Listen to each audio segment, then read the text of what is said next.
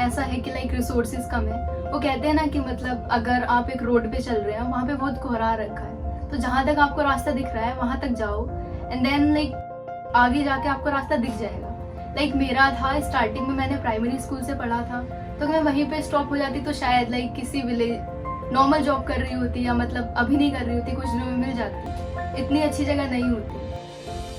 Hey students and aspirants, welcome to another online video series by Prep Online.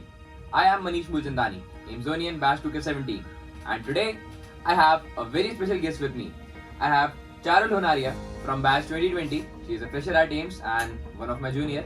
And I would like to have a conversation with Charul about her interesting journey into AIMS, and I guess that would be a huge motivation for all the aspirants around there. So, Charul, welcome to AIMS from my side. Thank you sir. So, करीब फरवरी से आए थे तुम लोग, करीबन 1.5 महीना हो चुका है तुमको एम्स में आए हुए। तो कैसा रहा तुम्हारा एम्स का सफर 1.5 महीने का? सर स्टार्टिंग में तो like I was very excited when I got selected, but then सब कुछ कोरोना की वजह से ऑनलाइन हो रहा था, so I was disappointed. Then finally in Feb we got to come here, so I like very happy, and over now like it is much better as then like as I expected it. Okay, सही है। So, do you enjoy the lectures? हाँ, I'm sure they must be boring. ठीक है। तो चारुल, इन a very nice way आपने सारे aspirants को बताया कि आपने कैसे इनिशिएट की तैयारी, एंड कैसे आपने सपना देखा एमबीबीएस करने का, एक डॉक्टर बनने का, एंड कैसे आपने स्कूलिंग की विद्या ज्ञान के साथ। तो क्या तुमने कोई कोचिंग की थी, या अपनी प्रिपरेशन के बेसिस पे ही तुमने नीट क्रैक किया? नहीं सर, ड्रॉप ईयर में मैंने लाइक 12th क्लास में एक एग्जाम होता है फॉर दक्षिणा foundation, so like I appeared for the entrance, and then they provide you पूरा scholarship based, hostel में रहते हैं, and then complete tuition fee वगैरह, so it's again completely free.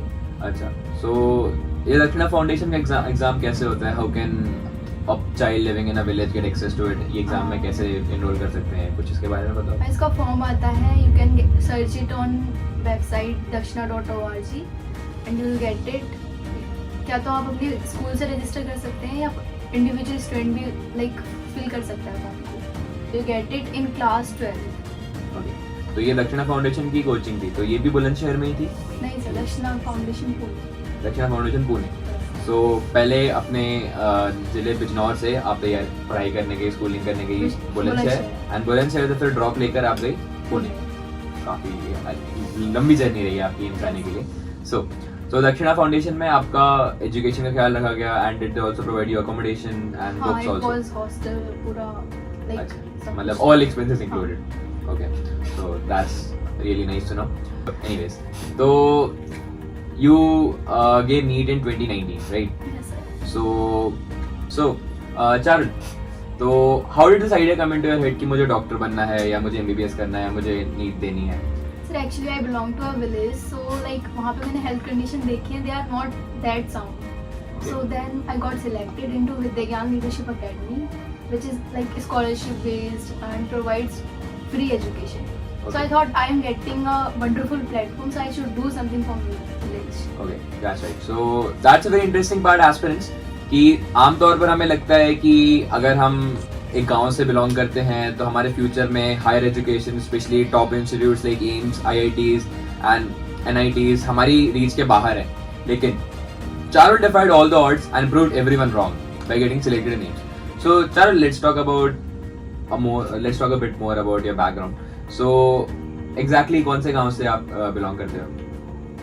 Sir, village name is Kiratpur in Bijnor district of Uttar Pradesh. Okay, so आप उत्तर प्रदेश से। So as we all know, I have also I don't hail from a village, but हाँ, जितना मैंने देखा है गांव में, सुना है कि गांव में डॉक्टर तो अच्छे नहीं होते हैं, जो स्वास्थ्य सुविधाएं होती है वो इतनी अच्छी नहीं होती। तो काफ़ी अच्छा था कि आपने उससे मोटिवेशन लिया।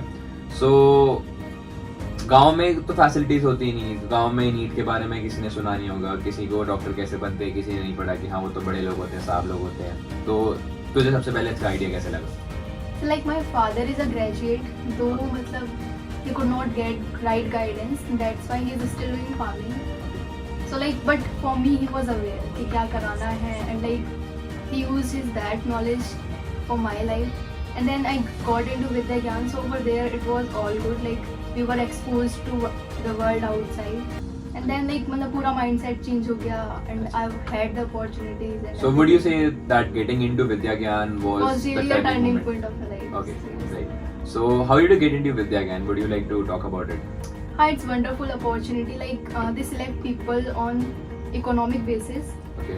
First, you need to give 5th class में entrance exam. 5th class में entrance examination होता है and then they'll Yes. look after you from class 6 to class 12. 12. Okay. Yes. So काफी अच्छा इनिशिएटिव है. I really Yes. appreciate it. So ये school तेरे गांव में था या तू घर से अलग रहती थी? घर मतलब ये 2 स्कूल हैं इन पूरी यूपी. अच्छा. So I was in Vidya Gyan Bulandshahr. Okay. So you used to stay in the hostel. हाँ. So Vidya Gyan School is quite a good initiative. I just got to know about it from Charul, and I'm happy that such kind of initiatives are taking place in various parts of our country for the underprivileged sections of our society. So coming to our next point, कि विद्या ज्ञान school में थी तो तूने NEET की preparation कब से चालू की या कब तूने डिसाइड किया कि हाँ अभी डेफिनेटिव है कि मुझे बायोलॉजी लेनी है MBBS ही करना है? सब मतलब थोड़ा डिसाइडेड तो स्टार्टिंग से था बट 10th में इट्स लाइक कि मतलब you explore upon your interest and so I like science and then starting से था मतलब जैसे 6th 7th में देखा था conditions so it was there कि ठीक है डॉक्टर ही बनना है देन फाइनली 11th में लिया देन आई न्यू कि हाँ ठीक है मतलब डॉक्टर बनना है नीट देना है बट स्टिल लाइक कोई एक्स्ट्रा एज लेके प्रिपरेशन नहीं करी थी नॉर्मल जो 11th 12th में स्कूल में पढ़ाते थे वही किया. अच्छा. तो how was your first attempt of NEET? मतलब ओके होगा था क्योंकि सैड नहीं होती मैं क्योंकि कोई खास प्रिपरेशन भी नहीं की थी अलग से. अच्छा. तो मतलब 11वीं 12वीं में तूने मेनली Normally बोर्ड्स की हाँ. प्रिपरेशन की थी एंड एज सच नीट की प्रिपरेशन नहीं की थी but you still appeared for the exam. Yes. So you took a drop. So I know it's quite a cliche question and people might not be comfortable talking about it, but I would like to ask this to you if you are comfortable in answering this.